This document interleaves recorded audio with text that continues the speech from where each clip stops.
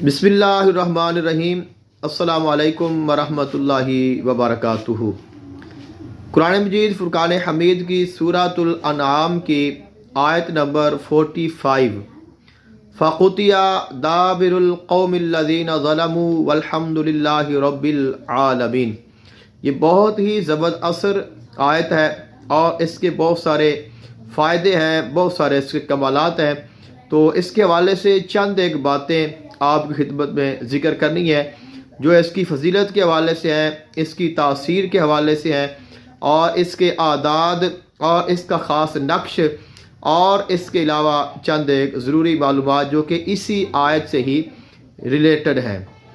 ये आयत ऐसी आयत है जिसको दुनिया के तमाम तर मसाइल परेशानियों को ख़त्म करने के लिए इस्तेमाल किया जाता है और ये बहुत ही फ़ायदा देती है। इसमें ये होता है आपने किसी से बदला लेना है, किसी से आपने अपना हक लेना है, आपने किसी से अपना कर्ज वसूल करना है, या कोई भी है शख्स जो आपका हक मार के बैठा है, आपकी किसी चीज़ पे कब्ज़ा करके बैठा है, या कोई भी ऐसा बंदा है जिसने आपके ऊपर जुल्म किया है, जो आपके साथ ज़्यादती कर रहा है, जो आपके साथ गलत कर रहा है, तो आप उसके शर से बचने के लिए, उसको सबक सिखाने के लिए, अपना हक पाने के लिए और दुश्मन को, जादूगर को, मुखालिफ को, उसके शर को ख़त्म करने के लिए आप इस आयत को पढ़ें। तो ये बहुत ही ज़बरदस्त आयत है और इसके ऊपर बहुत सारे लोगों ने गुफ्तगू की है, लेकिन इसके जो आमिल हैं बहुत कम लोग पाए जाते हैं जिन्होंने बाकायदा इसकी ज़कात अदा की हो और जिन्होंने इसकी रियाज़त की हो। यकीनन जो लोग इस आयत की ज़कात अदा करते हैं या जिन्होंने इस पर रियासत की है और जो इसके मौकिलात और इसकी रूहानियत को जानते हैं वो बेहतर जानते हैं कि इस आयत में क्या कमाल है। लेकिन ये एक ऐसी आयत है जिससे हर आम व ख़ास फ़ायदा उठा सकता है और इसकी तासीर को हासिल कर सकता है। तो इसके आदाद के हवाले से बात करनी है तो इसके जो आदाद हैं ये 2998 हैं। तो इसका एक नक्श भी मुझे वैसे तो मिला है इंटरनेट पे, मैंने इसके ऊपर काफ़ी सर्च की तो चंद एक लोगों ने इसके ऊपर बात की है और इसमें मुख्तलिफ इसके जो है फ़ज़ाइल बयान किए गए हैं। यकीनन ये आयत अगर आप इसको दो लफ्ज़ों में बयान करें तो ये आयत, अगर आप किसी के साथ ज़्यादती करें, जुल्म करें, तो ये आयत आपको नफ़ा नहीं देगी। लेकिन अगर कोई आपके साथ ज़्यादती कर रहा है, जुल्म कर रहा है, गलत कर रहा है, नाजायज़ कर रहा है, तो चाहे वो कोई हो, शौहर है बीवी पर जुल्म कर रहा है, बीवी है शौहर के साथ ज़्यादती कर रही है, वालिदैन औलाद के साथ ज़्यादती कर रहे हैं, औलाद वालिदैन के साथ कर रही है, कोई दोस्त किसी के साथ कर रहा है, कोई बड़ा है, कोई चौधरी है, कोई आपका दुश्मन है, कोई जादूगर है, कोई आपका मुखालिफ है, कोई आपका अफसर है, कोई आपका बॉस है, कोई आपका सीनियर है, कोई भी है जो आपके साथ ज़्यादती कर रहा है, जो आपके साथ जुल्म कर रहा है, जो आपके साथ गलत कर रहा है, जो आपका हक मार रहा है, जो आपके हक पे डाका डाल रहा है और जो आपका हक मार के बैठा है, चाहे वो आपके घर पे कब्ज़ा करके बैठा है, चाहे वो आपकी किसी चीज़ पे कब्ज़ा करके बैठा है, आपके घर पे, आपकी जायदाद पे, आपके रुपए पैसे पे, किसी भी चीज़ पे अगर किसी ने नाजायज़ कब्ज़ा किया हुआ है उसके लिए ये आयत बहुत ही ज़बरदस्त असर है। इसके ऊपर जितनी भी बात करें कम है, क्योंकि अल्लाह ताला ने इस आयत में इरशाद फरमाया है फ़क़ुतिया दाबिरुल क़ौमिल्लज़ीना ज़लमू, बस काट दी गई जड़ें उस कौम की जिसने जुल्म किया। यानी ये एक ऐसी आयत है कि जो कि जड़ काट देती है। आप कुरान मजीद फुरकान हमीद में अगर देखें तो अल्लाह ताला ने जब जड़ काटने का जिक्र किया है तो उसमें काफिरों का जिक्र किया, वयक़ता दाबिरल काफिरीन, कि खल्क़े कायनात ने काफिरों की जड़ें काट दी। तो जड़ जो है कोई भी चीज़ है, आप एक दरख्त को देखें, क्योंकि दरख्त हर इंसान ने देखा है और हर चीज़ की कोई ना कोई बुनियाद होती है, किसी हर चीज़ की कोई ना कोई असल होती है और जो उसकी असल होती है उसको जड़ कहा जाता है। दरख्त एक ऐसी चीज़ है, दरख्त से रिलेटेड आप देखें हर इंसान ने दरख्त को देखा हुआ है, उसको जानता है और उसको पहचानता है। कोई भी दरख्त है जब तक उसकी जड़ मजबूत है वो दरख्त मजबूत है, उसकी जड़ अगर ज़मीन में है, मजबूत है तो वो कायम है। अगर उसकी जड़ اکھڑ جائے تو وہ درخت ختم ہو جاتا ہے، اگر اس کی جڑ کو پانی مل رہا ہے تو وہ درخت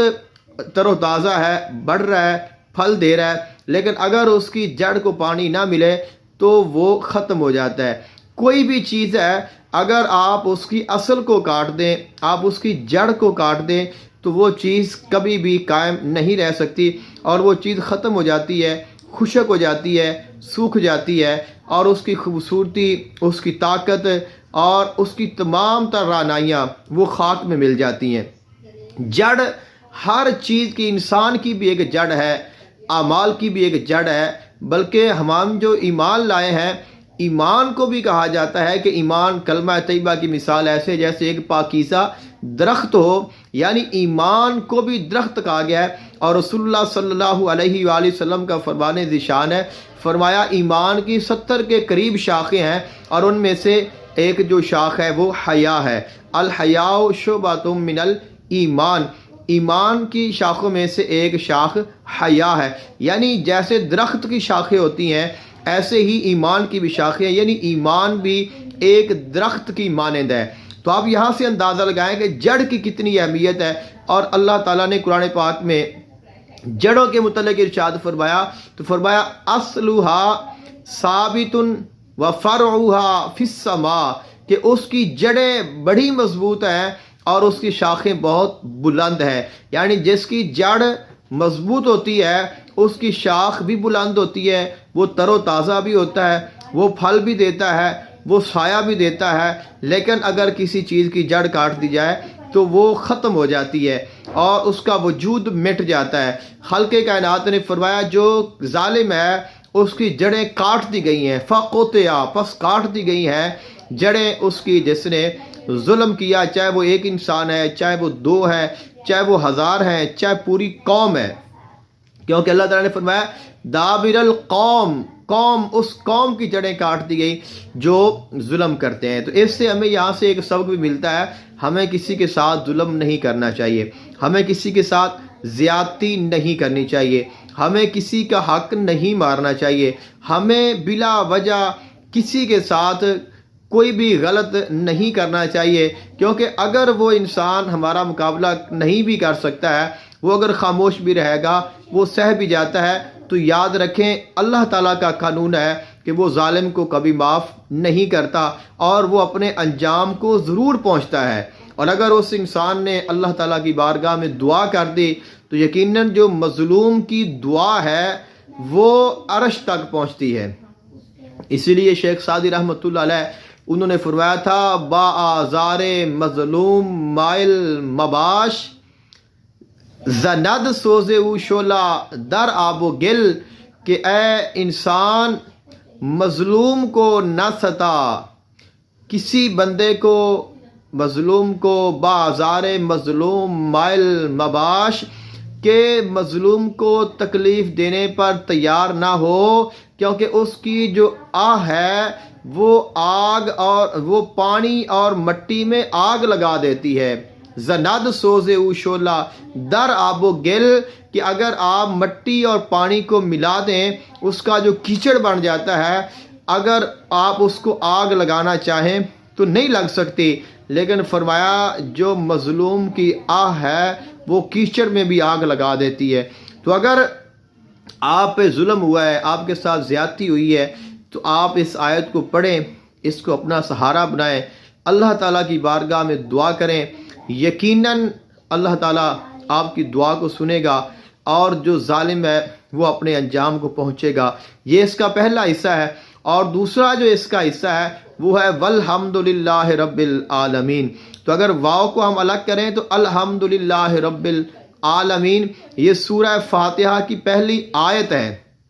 اور سورہ فاتحہ کی کتنی فضیلت ہے، پھر اس کی پہلی آیت کی کتنی فضیلت ہے، یعنی اللہ تعالیٰ کی تعریف ہے، اللہ تعالیٰ کی حمد ہے، اللہ تعالیٰ کی شان کا ذکر ہے، اس کی ربوبیت کا ذکر ہے، اور اللہ تعالیٰ کا جو اسم رب ہے یہ قطب الاسماء کہا جاتا ہے، یہ تمام صفات کا حامل ہے۔ تو جب ہم ان اسماء کے ساتھ اس کے ساتھ پڑھیں گے تو اس کے ساتھ پھر کمال ہو جائے گا۔ اور مجھے قرآنی وظائف زیادہ پسند ہیں اس کی نسبت جو دیگر ہوتے ہیں، کیونکہ اس میں ہمیں اور کچھ ہو نہ ہو ثواب تو ملتا ہے، ایک حرف کے بدلے میں ہمیں ایک نیکی تو 10 نیکیاں تو حدیث پاک کی روح سے کم از کم ہمیں ملتی ہیں۔ تو اگر آپ محبت سے پڑھیں، عقیدت سے پڑھیں تو اس کا ثواب اور بڑھ جاتا ہے، اور اس لیے یہ بہترین وظیفہ ہے، بہترین عمل ہے اور بہترین کاٹ ہے۔ آپ اس کے ساتھ جادو کی کاٹ کر سکتے ہیں، کیونکہ اس میں یقطع کوتیا کاٹ دی گئی، یعنی اس میں ہے ہی کاٹ،